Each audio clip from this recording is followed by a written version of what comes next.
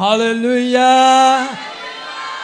सो मेरे अजीज़, बहुत खूबसूरत कलमात आपने सुने हैं। खुदावंद यीशु मसीह ने जो सलीब के ऊपर जो वर्ड्स, जो कलमात बोले, हम उसको अपने लफ्ज़ों में बयान तो नहीं कर सकते। उस दुख को, उस करब को जो वो ना सिर्फ इंसान होते हुए बर्दाश्त कर रहे थे। देखें, कलमात यीशु मसीह के कोई भी हैं, उसके एक एक लफ्ज़ के अंदर ज़िंदगी है। हालेलुया। उसका लफ्ज़ जो है वो ज़िंदगी रखता है। खुदावंद यीशु मसीह जब सलीब पर थे तो उनके चंद वो अल्फाज आज भी सबको याद हैं, और उनमें से 7वां जो कलमा है, लूका उसको बयान करता है। लूका 23वां बाब उसकी 46वीं आयत के अंदर, और वहां लिखता है कि फिर यीशु ने बड़ी आवाज से पुकार कर कहा, आए बाप, मैं अपनी रूह तेरे हाथ में,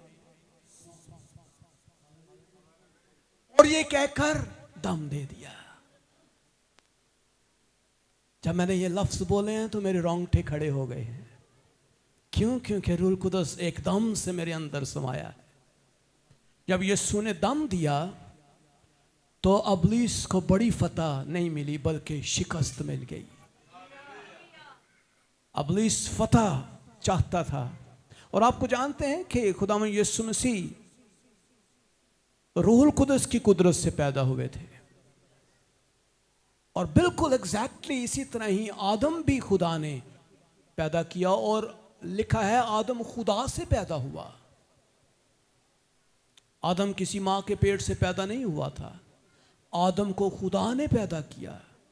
और अबलीस ने सेम तमाम तर हरबे इस्तेमाल किए जो आदम के लिए इस्तेमाल किए थे, क्योंकि वो जिस्म रखता था और यीशु भी जिस्म रखता था। जिस्म रखने के साथ साथ हम देखते हैं अबलीस ने अपना पूरा जोर लगा दिया, आजमाइशों के वसीले से, दुखों के वसीले से, मुसीबतों के वसीले से, तमाम तर वो वसाइल जो अबलीस के पास थे वो सभी उसने इस्तेमाल कर लिए। लेकिन यीशु मसीह खुदा का कलमा, कलमा खुदा, जो जिस्म के साथ इस दुनिया में मां के पेट से पैदा हुआ, वो तमाम दुख उसने इंसान होते हुए बर्दाश्त किए। मेरे अजीजों, आप ये ना सोचें कि वो खुदा था तो ठीक है, खुदा ने नहीं, वो एक कामल इंसान था, एक कामल ह्यूमन बीइंग। मां के पेट से, उसी निजाम कुदरत से जैसे इंसान पैदा होते हैं, उसी तरह ही वो भी पैदा हो रहा है।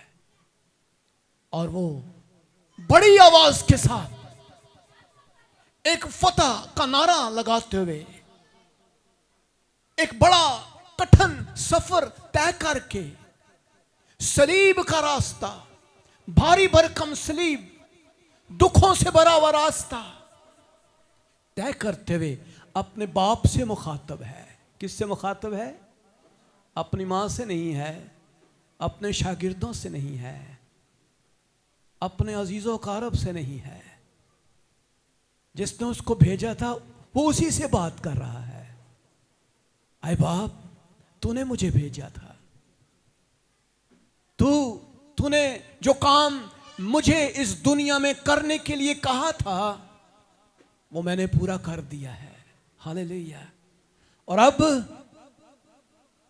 मैं अपनी रूह देने को हूं। और वो जानकनी के आलम थे, गालबन 1 या 2 सेकंड रह गए थे, उसकी जान निकलने वाली थी, और उसके मुंह से ये कलमात निकल रहे थे, आए बाप, मैं अपनी रूह तेरे हाथ में सौंपता हूं।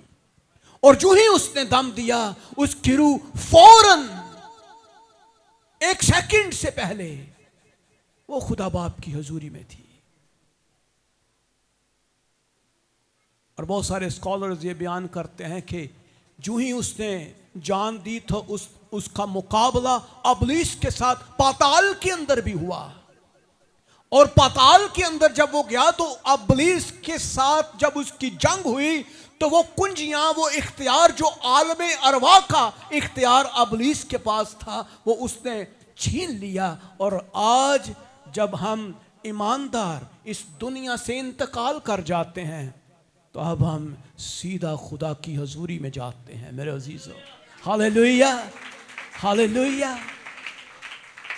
मेरे अजीजों, खुदावंद यीशु मसीह का जान देना ये मामूली नहीं है, उसकी पैदाइश मामूली नहीं है, उसकी जिंदगी मामूली नहीं है। जिस हस्ती की आप इबादत करते हैं यह अजीम तरीन हस्ती है। हालेलुया।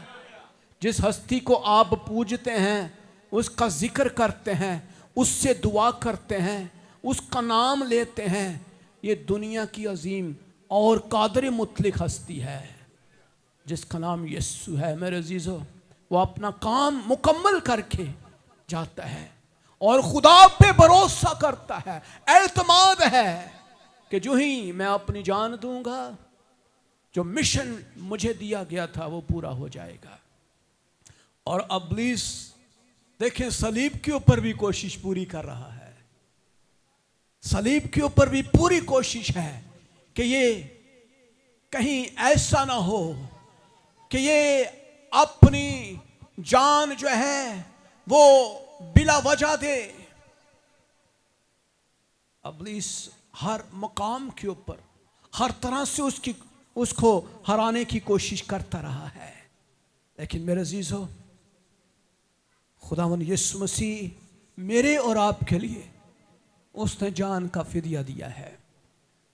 वो मेरे लिए आप और आपके लिए मरा है।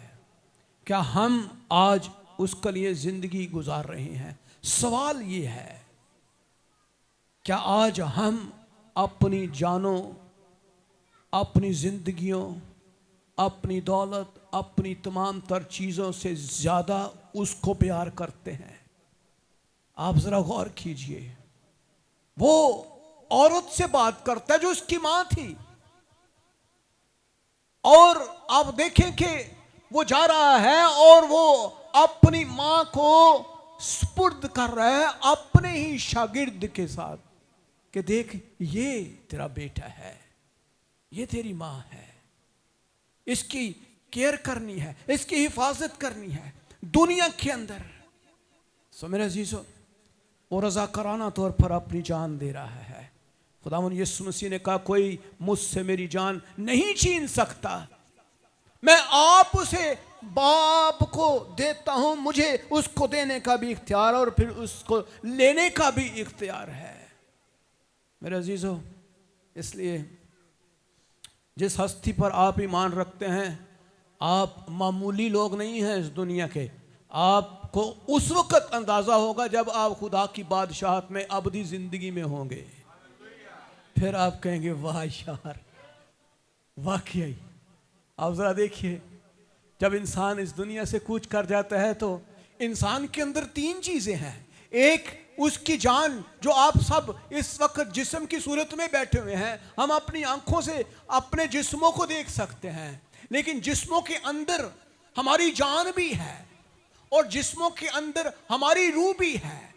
जब खुदा ने इंसान को बनाया, आदम को बनाया, तो उसने मट्टी से उसको बनाया था और मट्टी से बनाकर उसने जिंदगी का दम उसके अंदर फूंका। और ये वही दम है जिसके बारे में यीशु कहते हैं, मैं अपना दम तुझे देता हूं। मेरे अजीजों, आज जो दम आपके अंदर काम कर रहा है ये उसका है, और जो उसका है वो उसके पास वापस चला जाता है, और जो ज़मीन यानी जो ख़त्म होने वाला है वो वहाँ पर वापस चला जाता है। इसलिए मेरे अजीजों, जब हम इस दुनिया से कूच करते हैं तो हमारी जान और हमारी रूह ज़मीन से आसमान की तरफ खुदा की अबदी अदालत में चली जाती है, और जो लोग खुदा से दूर हैं वो अबदी हलाकत में जाते हैं, और जो खुदा से प्यार करते हैं, यीशु पर ईमान रखते हैं और उसके हुक्मों पर ईमान रखते हैं, वो हमेशा की जिंदगी में चले जाते हैं। अबदी जिंदगी में चले जाते हैं, जहां रोना नहीं है, बीमारी नहीं है, मातम नहीं है, हमेशा की जिंदगी है। कोई किसी तरह की कोई चीज नहीं है जो हमें दुख दे। हम हमेशा की जिंदगी के वारिस ठहरते हैं। मेरे अजीजों, खुदावन यीशु मसीह पर नजरें जमाएं। देखें, अस्तिफनस जब उसको संसार किया जा रहा था तो वो दुआ कर रहा है और कहता है, आए खुदावन मेरी रूह को कबूल कर। वो अपने आप को देखता है तो उसकी रूह जो है खुदावन की हजूरी में चली जाती है। इसलिए मेरे अजीजों, खुदावन यीशु मसीह का मर जाना एक बहुत बड़ी फतह है। अगर वो ना मरता तो ये फतह नहीं थी। अगर वो ना मरता तो मैं और आप आज मसीही ना होते। हम उन बुतों को मानते, हम उन लोगों को मानते, उन तमाम माबूदों को मानते जो अपनी अपनी कब्रों में पड़े हुए हैं। ऐसा है कि नहीं? लेकिन यीशु मसीह की कब्र खाली है। Hallelujah, hallelujah. उसकी कब्र खाली है, और उसकी कब्र इसलिए खाली है क्योंकि वो जिंदा है। हालेलुया। वो क्या है? वो क्या है? वो क्या है? और वही जिंदगी आपके अंदर भी है। मेरे अजीजों, आप भी जिंदा हैं। ये दुनिया जो है ये चंद लम्हात की दुनिया है। इसके बारे में कलाम कहता है ये घास के फूल की मानद है, हवा चली तो गायब। लेकिन अबदी जिंदगी, हमेशा की जिंदगी, हकीकी जिंदगी वो है जहां हमेशा आप जिंदा रहेंगे, कभी मौत को ना देखेंगे। और इसीलिए खुदावन यीशु ने कहा, मैं जाता हूं तुम्हारे लिए जगह तैयार करूं, ताकि जहां मैं हूं वहां तुम हमेशा के लिए रहो।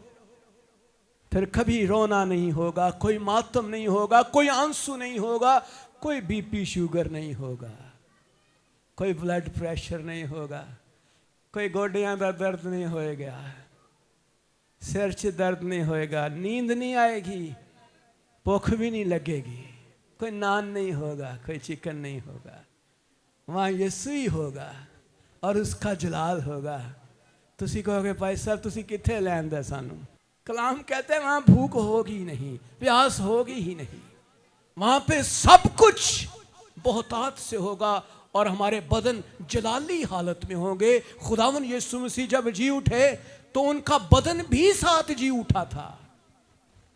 और मैं और आप जो उस पर ईमान रखते हैं, हम भी अपने बदनों समेत उड़कर खुदावन यीशु मसीह का बादलों पर इस्तकबाल करेंगे। हालेलुया। ये आपके बदन जब जमीन खा भी जाए, आसमान खा जाए, हवा खा जाए, समुंदर खा जाए, कलाम कहता है वो आपके बदन दे देगा। आपके बदन रिप्रोड्यूस हो जाएंगे और वो जलाली बदन में होंगे। और आप खुद हैरान होंगे जब यीशु ने तोमा से कहा, देख मेरे हाथों को, इनको छू कर देख, ये वही बदन है। और उसने जब छुआ तो वो हैरान था। सो मेरे जीजो, आपके बदन जलाली होंगे। यही यीशु ने किया। और आज इस दुनिया में इस बात को कोई समझ नहीं सकता, ना ही इस बात को आम लोग समझ सकते हैं। दुनिया में बहुत सारे लोग नजात को मैं एक वीडियो देख रहा था और वहाँ एक शख्स कहता है, मुझे यार नजात का मतलब समझाओ। तो मैं बड़ा हैरान हो रहा था, क्योंकि नजात जो है बेवकूफ़ों के लिए यह बिल्कुल बेवकूफ़ी है। जो बेअक्ल हैं उनके लिए बेवकूफ़ी है। कलाम उनके लिए बेवकूफ़ी है। क्योंकि खुदावंद यीशु मसीह के शागिर्द जब नजात की मनादी करते थे तो वो जो यहूदी थे, शरा के आलम थे, वो उनको कहते थे ये बेवकूफ़ हैं। लेकिन मेरे अजीज़ों, आप यीशु के शागिर्द हैं। जब आप यीशु पर ईमान ले आते हैं, आप हकीकी इंसानियत का तजर्बा करते हैं। वही इंसान जिसको खुदा ने अपने हाथों से बनाया था, बाग़े अदन के अंदर रखा था, कुदरत और इख्तियार दिया था, जलाल दिया था, और वही स्टेटस दोबारा यीशु ने आपका बहाल कर दिया है। हालेलुया। वही स्टेटस, वही आदम, वही कादर मुतलक खुदा के साथ रहने वाला आदम जो हमेशा अच्छे वक़्त के अंदर रहता था, अच्छी हालत में रहता था। सो मेरे अजीज़ों, हमें खुदावंद यीशु मसीह की कुदरत और जलाल के ऊपर शक नहीं करना है। बहुत सारे मुकाशफात हैं, आप हैरान होंगे। मैं इतना वक्त नहीं लूँगा क्योंकि हमारे पास टाइम नहीं है, लेकिन इन मुकाशफात को मैं खोलना चाहूँ तो आप हैरान होते जाएंगे, यार इतने बड़े मुकाशफात हैं। खुदावंद यीशु मसीह की मौत मामूली नहीं है, ये रूहानी पैराए के अंदर एक बहुत बड़ा अबदी ज़िंदगी का दरवाज़ा हम सब के लिए खोला गया है, इंसान के लिए खोला गया है। आए आज के दिन जब खुदावंद यीशु मसीह सलीब पर चढ़े हुए वो आपके लिए जान दे रहे हैं, आए अपनी ज़िंदगी को उसको दे दें, क्योंकि उसने बहुत बड़ा काम किया है। तौबा करें, ईमान ले आए, जिंदगी में यीशु मसीह पर ईमान रखें, अबदी जिंदगी में जाने के लिए जुस्तजू करें, क्योंकि मेरे अजीजों वो वक्त नज़दीक है जब यीशु आने वाला है। और आज ये दुनिया बहुत जल्द अपने मंत की अंजाम की तरफ जा रही है, और कुछ पता नहीं आज अगर यीशु आ जाए तो पीछे कौन रह जाएगा। आप उसको कुछ नहीं कह सकते, कोई सिफारिश नहीं है, कोई पैसा नहीं है, कोई दौलत नहीं चलेगी, कोई रिश्वत नहीं चलेगी। जो पीछे रह गया वो रह गया। आए अपने ख़ानदानों की फ़िक्र करें, अपने बच्चों की फ़िक्र करें, अपने आप की फ़िक्र करें, अपनी ज़िंदगी पर गौर करें। मैं यीशु के साथ चल रहा हूँ, मैं उन सुस्त कमारियों की मानंद तो नहीं हूँ, मैं उन बेवकूफ़ों की मानंद तो नहीं हूँ। गौर कीजिए मेरे अज़ीज़ों। आए हम सब खड़े हों और हम खुदावंद की तारीफ़ करें।